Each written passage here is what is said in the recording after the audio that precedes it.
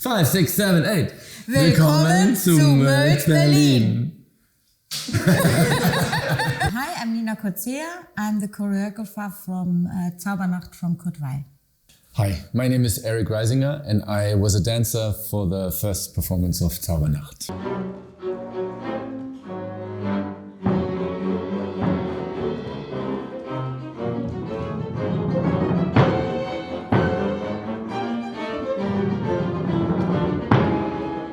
I was invited to bring the piece on stage back again after 80 years because the original material was lost, and they found it in, I think, 2004. They found it in a university in Yale,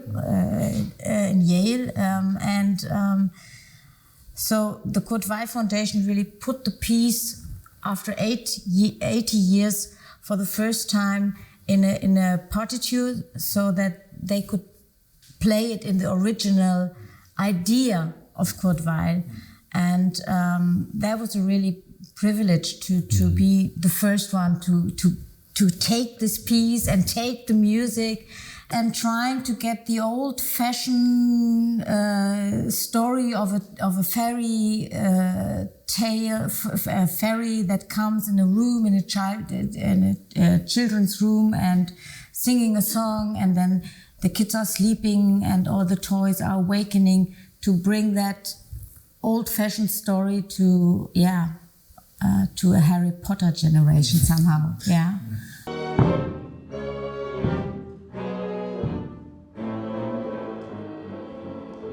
Also, the orchestra is brilliant. I mean, they're just 10 people, but they play wonderful, and they were working very, very,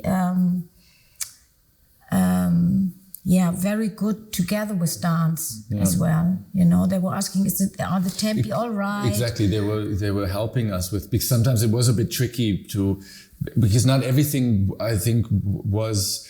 The way we interpreted it was sometimes difficult to put dance into that kind of musical setting also, and so I think they helped a lot with that, and also what was, I think, fun mostly was because it's for kids, it's a different language as a dancer, so it wasn't about necessarily about like impressive dance, but it was about them understanding it as well. So exactly this, for example, a kid has a different association with that than an adult, and you could use these things and you could make it much more playful with the music then and with the orchestra. So I think that's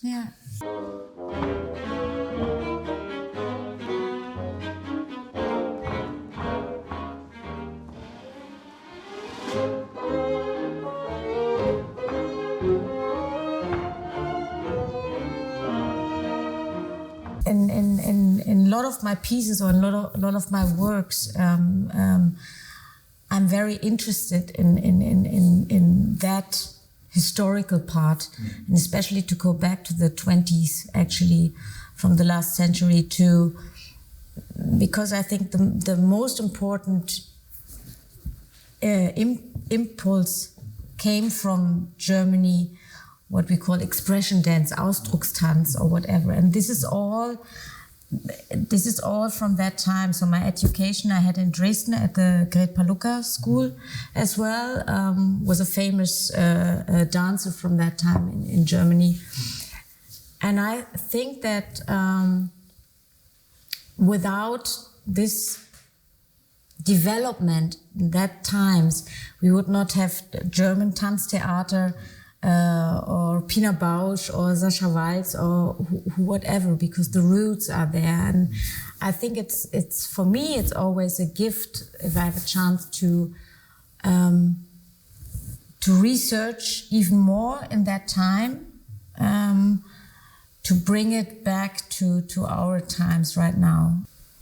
I guess also what the dancers you used and you're using now and you used then, because of the way we are trained and we work, it wasn't so much that it was a togetherness in a way, and willingness to explore these things. So it was an openness to do things. Maybe we're talking about speech now, but like try more in pantomime, and not just whether you were educated in ballet or contemporary dance. It went a bit further than this.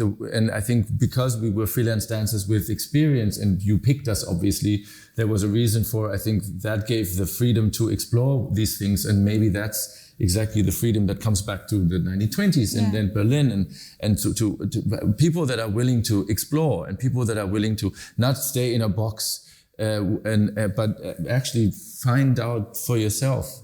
I mean, I think that the choreography is a mix of huge styles or whatever, and dancers have different bodies and there are different figures on stage, and we were trying to get them the freedom also to get that out.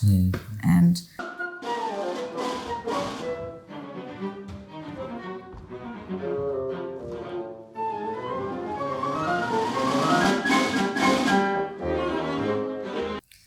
be open again for magical things in your life.